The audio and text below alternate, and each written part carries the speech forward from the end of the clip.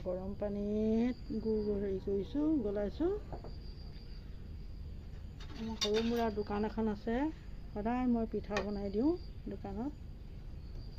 অকণমান গৰম হ'লেই হ'ল পানীখিনি, তাতে গুড় দি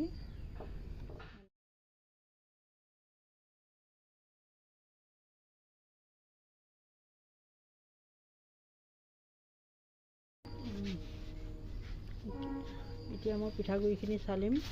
পিঠাগুড়িত বহুত বেয়া বেয়া থাকে, হেৰি কেতিয়াবা ৰছী চচিও ওলায়, ভুচিও ওলায়। সেইকাৰণে মই সদায় পিঠাগুড়ি অলপ চালি লওঁ, চালি লৈছোঁ। চালি ল'লে মনটো ভাল লাগে, সেইকাৰণে মই চালি লওঁ সদায়। অকণমান অকণমান দিব লাগে, বেছি নহয়। খাবৰ কাৰণে সোৱাদ হয়। নাৰিকলো দিব পাৰি।